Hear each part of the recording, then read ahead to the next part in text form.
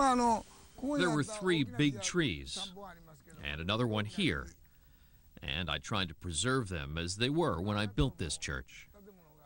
Now the tree has grown and covers the building.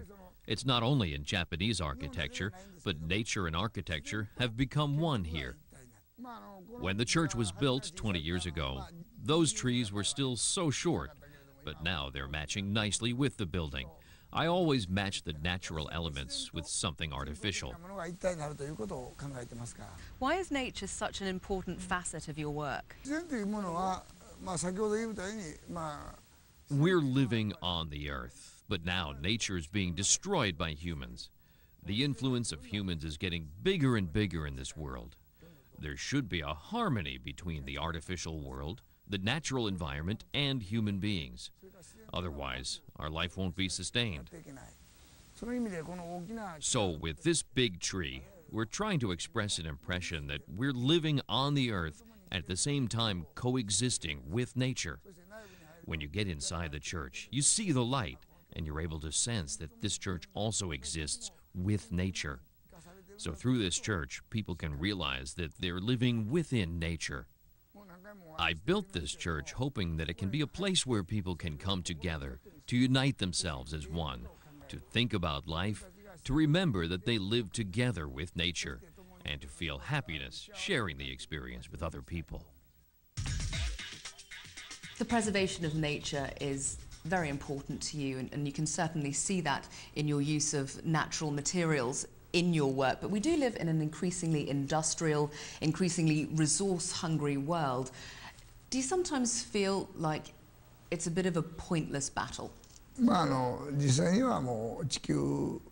If we face reality, the population on the Earth is increasing.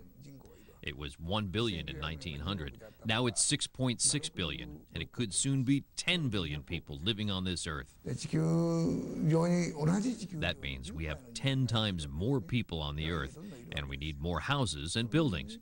We must think about how long the materials for buildings and houses will last with all this development. Otherwise, the Earth could be destroyed. You look to the US, it would seem, for much of the blame for the environmental situation now. What's your particular issue with the way that America is operating? I'm not blaming everything on the U.S. However, one good example could be the Kyoto Protocol that the U.S. has not ratified. I presume that America gives more priority to economic growth than to the environment. I believe that a sound environment is a prerequisite for economic growth. So let's just talk about some of your future projects then. Tokyo is in the running to host the 2016 Olympics, and you've been tapped to oversee the architectural side of it. It's an enormous task. Why is it worth it to you?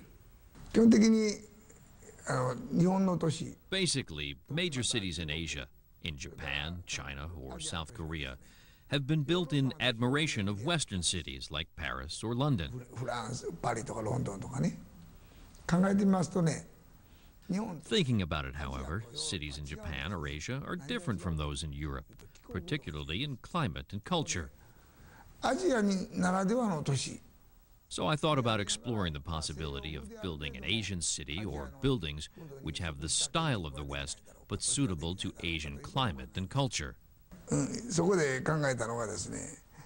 what I came with was a big forest over Tokyo Bay, a forest on the sea. There's reclaimed land in Tokyo Bay, and I wanted to create a forest there. Starting with this project, I'd like the people of Japan to recall the importance of nature.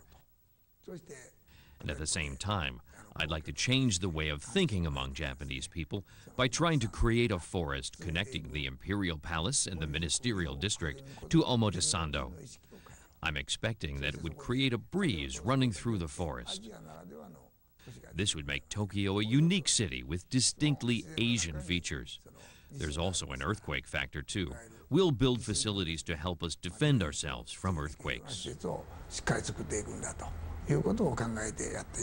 In the past, you've lectured in architecture at both Yale and Harvard, just to name a couple. What are your thoughts on tomorrow's architects? Do you trust them to uphold the artistry and the functionality? And also, the environmental preservation that you have tried to promote? コンピューターの時代でしょ。 It's the computer era. The computer creates an image, another environment, which is different from our real world. In this real world, we have real trees, water, everything. The real world and computer world are different 世 things. 界とコンピューターの世界が有利してるじゃないですか。 However, today's young students have learned about the world through computers.